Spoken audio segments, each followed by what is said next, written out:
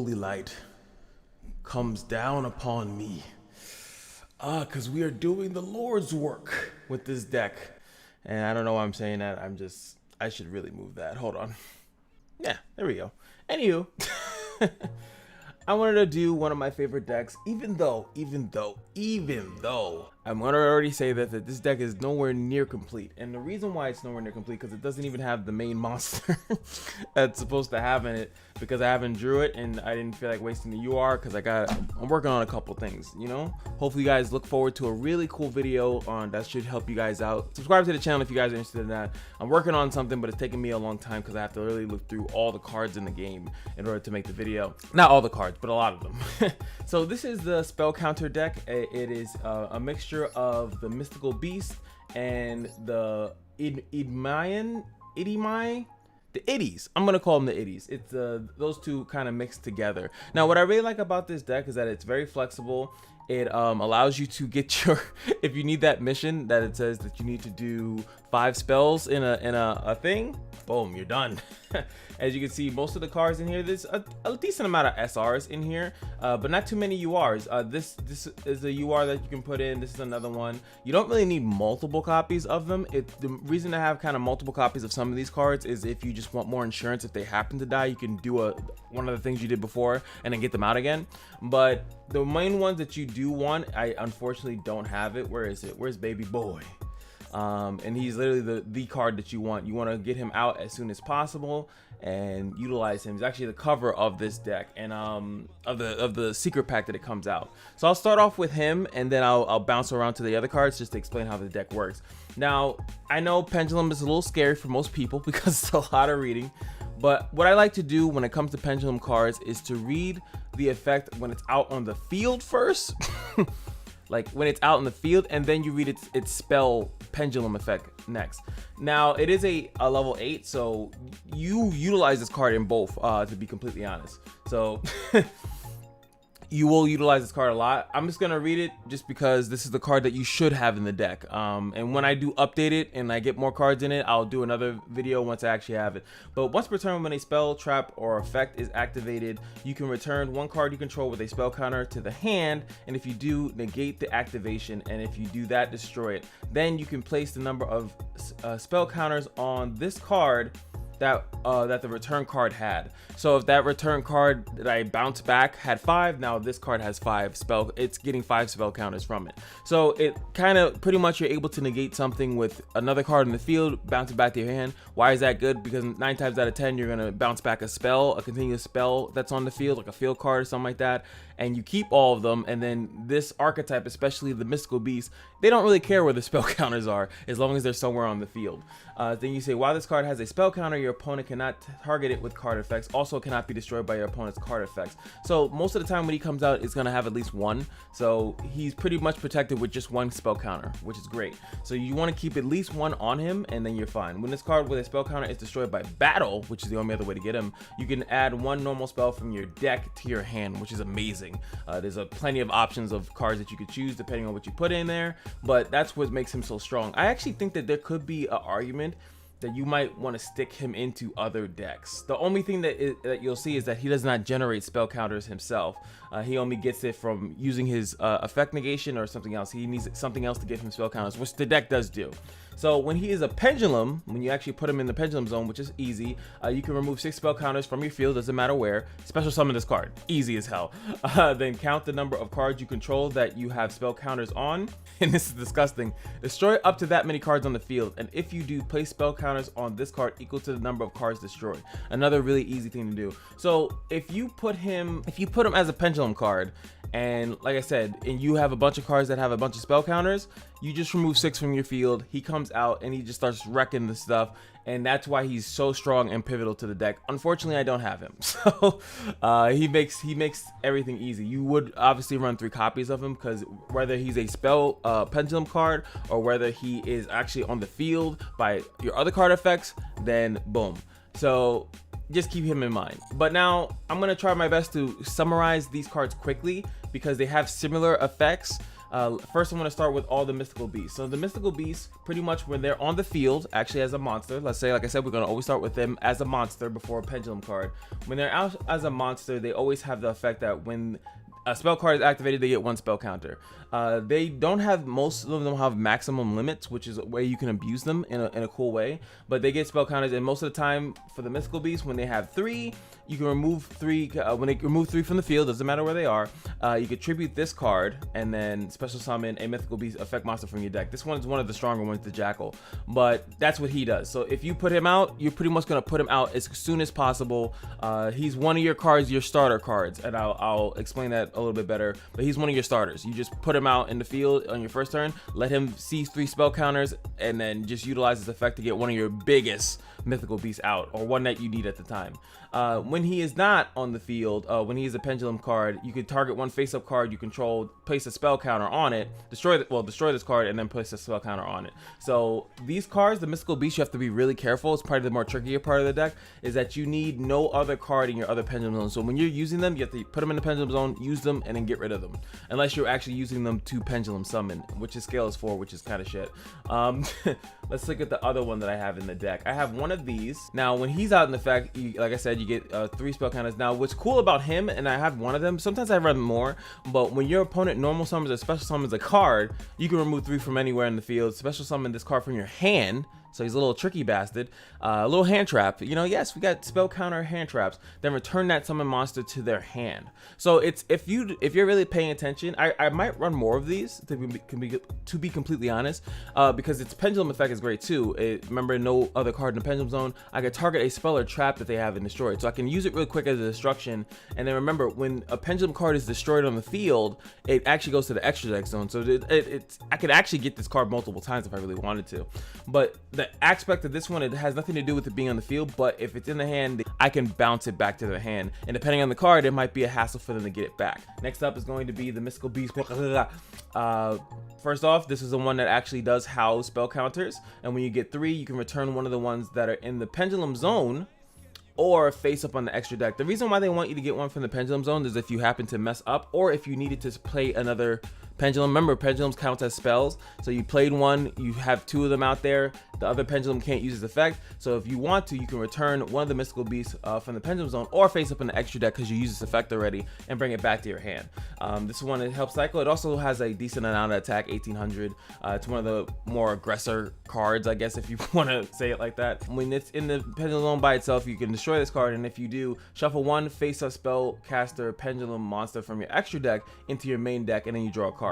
You use that a little bit, but like again, you don't want to put cards back in your main deck. You kind of want them to be an extra deck, but it's more of a, I feel like, slightly more desperation. That's why I'm thinking maybe reduce this card a little bit. But again, he's not that bad. He has a decent amount of attack.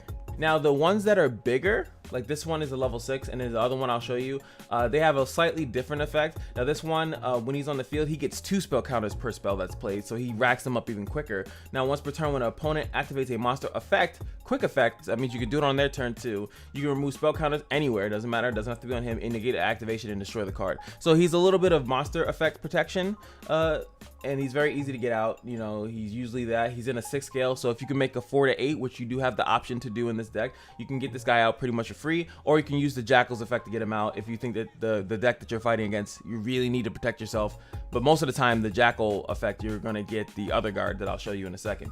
Now, when he's in the zone, if you want to put him in the zone, and then let's see, if there are no other cards, you can destroy this. Special summon 1 mythical beast pendulum from your extra deck, except himself, and you just summon it. Now, most of the time, what will happen if it does come out, maybe he's in the extra deck, or you special summon maybe the Jackal. You put him out because you can't summon him, so you put him into the zone and destroy him, and then get the Jackal out, and then the Jackal will rack up a bunch of spell counters, and then you get this guy out. So this is kind of one of the main guys. He even has one of the little cool effects as well. Now when he is out, he gets 2 spell counters as well when a spell is played. Cannot be destroyed by card effects as long as you have 4 spell counters anywhere. So you can't destroy him. You have to be able to beat 28 with attack, but you're not destroying him with a card effect. Obviously you can send him to the graveyard. The more I feel like that's like the PC way of destroying a card. You just send it to the graveyard, don't have to worry about it. You can remove 4 spell counters from your monster they control. Now, if it's face up, banish it face up, and if you do, this card gains attack equal to the banished monster's original attack. Really good big swing. If you take out a big monster, you can really do a lot of work with this card. Next up is going to be the Endymion, the Itty cards. Now, I have more of a decent amount of the Itty cards in here because they're very strong. They always usually pretty much house spell counters, and I'm sorry how long this video is. I hope you guys are liking. If you do, like, comment, subscribe. This deck is a little bit more complex. If you easily could just skip to when I play the deck, it'll be a lot easier. Now this card, this one I almost feel like it's better to do the opposite, because most of the Endymion cards are better when they're pendulums than when they're actually on the field. Put it out when it gets 3 spell counters, when it sees three spells being played. This one you actually do need to have the cards, so it's a little bit different from the Mythical Beast. You need to put spell counters specifically on these cards. Now this one you can special summon both this card from the pendulum zone and a face up on the extra deck. So again, depending on what's on top of the extra deck, which will probably be a Mythical Beast that's been utilized, destroyed, or whatever, and then boom, and you put 1 spell counter on each card. Fantastic. Also, if it is one of your other Endymion cards, even better. So when it is a regular card on the field, then when it's out, when this card declares an attack, you get a spell counter on it. And once per opponent's turn, only on your opponent's turn, you can remove any 3 spell counters from anywhere in the field, special summon 1 monster from your deck that you can place spell counters on it, and it's fantastic. Also, it has a nice cool effect that if it is destroyed in the monster zone, you can place this card in the pendulum zone and then place the same number of spell counters it had as a monster on it. So it's pretty much has a really nice cycle. Even if you did want to play this card regularly, you have other cards that put spell counters on, because if you pay attention, this card does not get spell counters unless it attacks. It does not get it from actually playing spells. You have to be really careful with that. Next one is this busted card. Again, I like to start off with it as a pendulum card. So each time a spell is played, you can it gains 1. You can remove 3 from this card. Again, one of them has to specifically on it. So summon both this card from your pendulum zone and 1 monster from your deck that has 1,000 or more attack. Oh, of course. That you can place spell counters on it, and if you do, place 1 spell counter on it. This one can actually get the big bad that we showed the first time. It can get pretty much most of the mystical jackals. It's pretty much freebie. Again, it's one of the cards that you would immediately slam into the pendulum zone, just because it's going to get something really good from your deck that you need. So but when it's actually on the field, it's pretty nasty too. This card can with a spell counter can attack directly. Oh, that 900, you already know. But once per turn, quick effect, you could discard 1 card and then place 1 spell counter on every card that you can put a spell counter on. This card, once you actually set up some stuff on the field, is monstrous. Everything will have a spell counter. A lot of your cards that's like take 1 from anywhere will be rocket spacing off of everything. And also the same thing, if this card is destroyed in the monster zone, it can get straight to the pendulum zone with as many that it has, so it can come right back with this other effect. So really, really good. This one's a little weird. Little weird guy here. So when he's actually a pendulum zone, same thing. Now you can special summon both this card, and again, it has to be on this one for the eddies. So special summon this card from the pendulum zone and 1 monster from your hand that you can put spell counters on. So this one is looking, instead of looking in the deck, this one's looking in your hand. So you have to be a little bit more cautious with this, but it can, if you have something stinky in your hand, and you know, for 3 spell counters, you could just special summon it, and it could be Itty. Maybe you, depending on how you are able to bounce the spell counter stuff, it might be a little bit easier for you to do it that way. Now, when he is special summoned, you can only special summon him once per turn, and if this card is special summoned, you can target 1 card your opponent controls and 1 card you control that has a spell counter, except this card. Return their card to their hand, and then you return the card that you had that had spell counters, and you put the spell counters on this card. With the spell counter is destroyed by battle, you can add 1 Endymion card from your deck to your hand. Really strong stuff there. So that's most of the cards, and then you have I like little filler things. Magical Exemplar. This card gains 2 per card that's played. Per spell card, I'm losing my mind. Spell card that's played, and then you can remove spell counters from this card to special summon 1 spellcaster monster from your hand or graveyard whose level is equal to the spell counters you remove. So it gets 2 at a time, so it's like 2, 4, 6, 8, but you can use 7. If it has 8, then you can use 7. It doesn't say that you have to use it in a multiple of 2. This card is kind of like I like to call a spell counter generator. She's a nice card that you can just put out, and then pendulum everything else, play all the other spells, and then if she has a decent amount, you can then special summon one of the other cards very easily. I think in the future, I think she'll probably go out for maybe more combo pieces that synergize better with the extra deck and things of that nature, but you know, we'll see. We'll see. Same thing with this card. This card is not part of or themed or anything like that. She just has a decent pendulum effect. She again, she's a houser of spell counters. And you can remove 3 to add 1 pendulum monster from my deck to my hand. I feel like that's the better effect that she has, because most of the other cards are pendulum and it allows me to get them. But then she's kind of stuck in the pendulum zone, and some cards need to be there. So I have sometimes struggled getting her out of the pendulum zone. And when she is out in the field, she does gather spell counters. She gets 100 per. Then you can remove 3 to get 1 level 1 spell counter from your deck. There's only 1 level spellcaster or 1 level 1 pendulum, and it's the Jackal. That's a little small synergy between those two. But I could have reduced this number, maybe put more of this bird in. Then you got the spells. Spell Power Grass. This one kind of sucks. You just put 1 spell counter, which is pretty much like 2 on a spell counter card most of the time, and then you can get another Spell Power Grass from your deck. Then they have the upgraded version, Spell Power Mastery, which is like you'd rather run 3 of these than the other one, especially if you're having some deck spaces. This one, you can get 1 Endymion card. Still does the Spell Power Grass thing, but it also gives you a spell counters. What is it? And place that many spell counters. Yeah, how many power masteries and spell grass are in your graveyard. Way better of a card. It gives you usually more. And you would usually just run this one instead of this one, but this one's SR, so it's a little bit harder to get. Power of the Guardians, really weird card. If this card, it's a equip magic card, actually, funny enough. Place 1 spell counter on this card. The equip monster gains 500 attack and defense for each spell counter on this card. So obviously you would force spell counters on it in whatever way that you can. If this equip monster will be destroyed by battle or card effect, you can remove 1 spell counter from your field. Not even this card, but on the field instead. Has a lot of sticking power. And this card I definitely think is good. I think I would like to have more of them because it can really protect a strong monster. And if you have ways to get more spell counters and put it on it, you could swing really big. This is the field card, really good. Obviously it gains 1 spell counter when a spell is played. If this card with spell counters is destroyed, place its spell counters on. If a card with spell counters is destroyed, you can actually put the spell counters on this card. It's nuts for this deck, and you can do that any amount of times. That's not once per turn, I don't think so, but once per turn, if a card would activate a card by it needs to use spell counters, like you could actually remove it from this card instead. So when they say remove 4 from this card or whatever, I could just use the Magical Citadel instead. So really good. Obviously when it says remove 3 from anywhere in the field, it doesn't matter, but if it needs to remove a specifically from a card, I can just use this instead of that card. Really good for the early game 80 cards because they need 3, and you know, if they come out mid to late game, they might not have 3, but this card might have 17 or something like that on it. So really good. Also, if this card will be destroyed, you can remove 1 spell counter from this card instead. Really, it has a lot of sticking power, which I love. Then they have the new improved version, which is a continuous spell card. So this means you can actually have both in the field, which is disgusting. Each time you get 1 spell counter once per turn after damage calculation. If a spell caster monster is destroyed by battle, you can remove 6 spell counters from the field, doesn't matter where. Special summon 1 level 7 or higher spellcaster monster from your hand or deck. And yeah, that's how another way you can get the big bad guys out, or you can get one of these other cards out on the field. Then this card, you just lose 2 cards off the top of your deck, and then you can place up to 1 or 2. You're most likely going to put 2 spell counters on a card. If this card is destroyed, like if it gets negated and then the card says negate and destroy it, you can special summon 1 monster from your deck that you can place spell counters on. And if you do, place 2 spell counters on it. Really strong.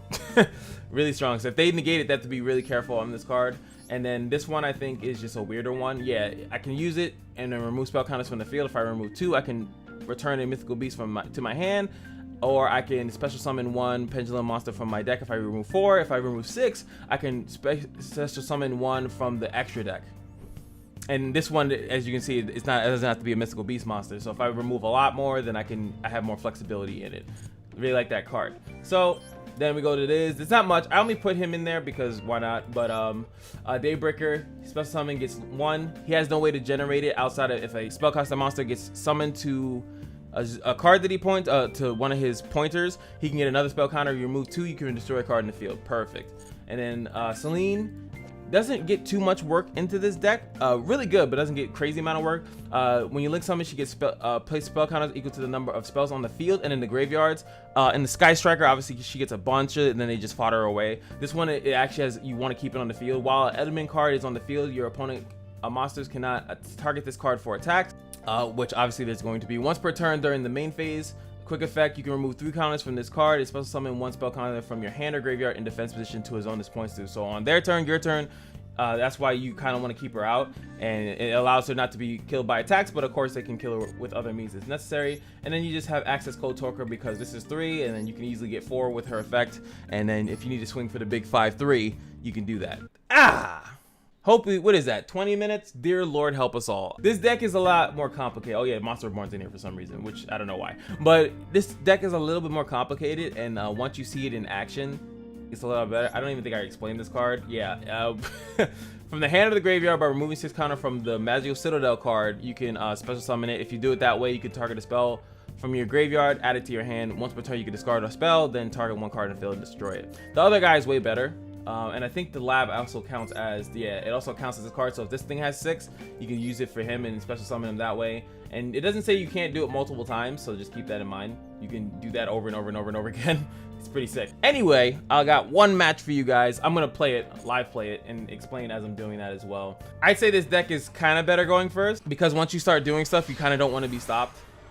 And it allows me to showcase a standard turn in this deck before he starts negating a bunch of nonsense.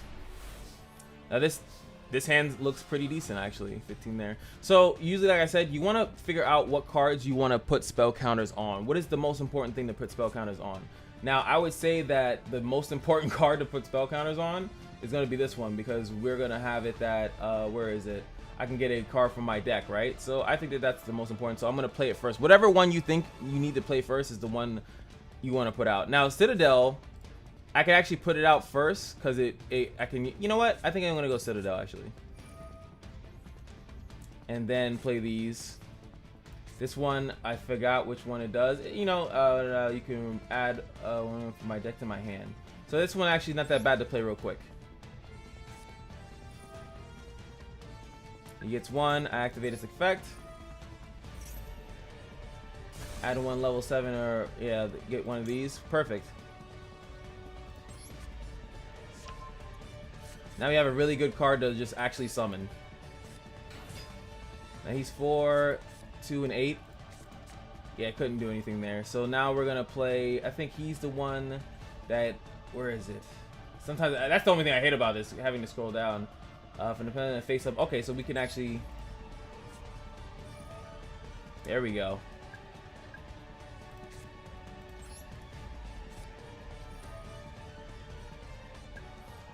Look at that. Look at that.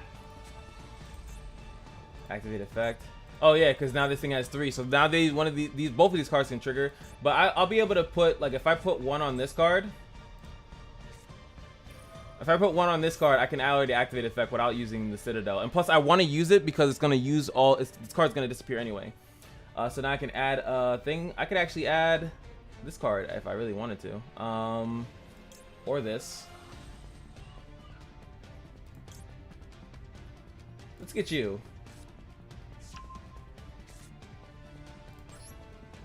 Gonna put 1 on that. Now we'll get it 3. Cool. So now we can use this and we get the other guy out. I can actually pendulum summon, which there's nothing wrong with pendulum summoning here. It lets me get him out for free. Now what's cool, even though I pendulum summoned him, right? If I get 6 on this, right, then I actually would be able to. Now it's gonna ask me, do I want to use that? No, I don't, because I already have 3 on the card itself, and it lets me get my other guy out. He's gonna go out to the front,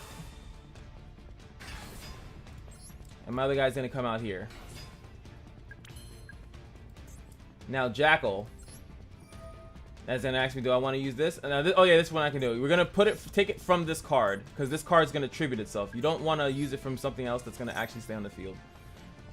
So he's gonna do that. I don't know. If you had Max C, you should use it 8 years ago. Oh, he blossoms it. Okay.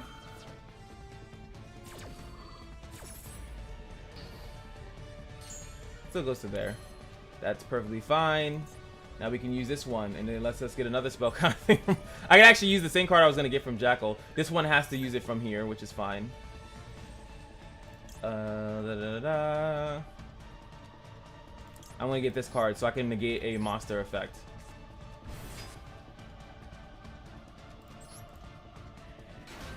Now this card would have been the other guy, the main big bad guy. I would have been got him. So we have a decent amount of protection. He's gonna be able to stop one monster effect that he uses, and vice versa. Now I could get rid of him and vice versa, but we're pretty safe right now. We're safe from a monster effect. If he uses a spell, 1, 2, 3, 4, he'll like if he Regekis me right now, he would be safe. He would be the only one that is safe, but you know, not too bad. So what's gonna happen here is that I don't have a card to use this guy's effect, but it would be nuts if I can use the servant's effect, and then I would have been able to give 1 spell counter on all these cards. This guy, like I said, I feel like you can almost remove him from the deck, because if you actually notice, we don't run too many spells. It's mostly a monster deck with with cards cascading as spells. But you know, getting him back wouldn't be that bad. And if he uses too many spells to get rid of this, I'll just, you know, get this guy back, use its card. You know, it's a pretty exciting thing. But you can see how much power. Oh, he's using Mech Knights. That's so funny. That kind of messes up my card. So as you can see here, what I could do, I think I remove 3 from the field, and you do that. We're not going to do that just yet. Hi, I'm here to interject. I actually did a misplay here. And I'm going to be able to end out the video a little bit differently. Now, as you can see right now, currently in the video, they're attacking me. He puts out the Mech Knight, right? I could have responded with that and actually summoned this card out, and it would have been the reflection of Endymion. When this card is special summon, if this card is special summon, you can target 1 card your opponent controls and 1 card you control with spell counters, which we already just established. There's 4 of them, and then I would have been able to return that card to his hand and then place the same amount of that part is irrelevant, but I would have been able to at least bounce that card that he had out on the field. Now the card that he had, I think, can only be special summoned 1 turn. Let me just double check that. He summoned the Purple Nightfall, which is this card. You can only special summon Mech Knight permanent once per turn this way. So if I would have bounced this card back, he would have been locked out of his turn unless he had another Mech Knight. But this Mech Knight was the one that he needed out because it does a lot of stuff going forward. Now, I'm going to just be honest. I do lose the duel after this point. But because I didn't do that, I was looking into it. I was like, I could have swore if I would have utilized the effect of my Master Igni, you saw that it asks me to activate it. I could have then removed 3 spell counters, special summon 1 card from my deck, and it should have been him. He would have activated, and then I would have been able to actually stall his next turn. But you'll see in a second. I'll fast forward it a little bit, and you'll see that because of that, a lot of stuff goes wrong. But I wanted to pretty much show you guys, or at least tell you what the actual proper play to that would have been. And I made a mistake, so you know, reading rainbow. A reading rainbow. I think I can only use it during the main phase though, right? He's gonna attack that. I kind of don't care. I don't think he has a... I'm somewhat familiar with the Mech Knights. I just have to wait till his end turn. That's what I'm gonna wait to. And if he ends his turn like that, I'll then use this card's effect to pretty much remove 3 from my side of the field. And once I use 3 from my side of the field, I get to... Where is it? It's when he's actually on the field. What card is that? You can supposed to summon. You can target 1 Mech Knight and banish it. Okay. And then it comes back. So he's using that. The reason why you do that is to summon another Mech Knight. Which that's what. Oh, he was actually smart. So he killed my monster effect thing because I could have just negated it. And he gets another one, and then he's gonna be able to special summon it because it's here.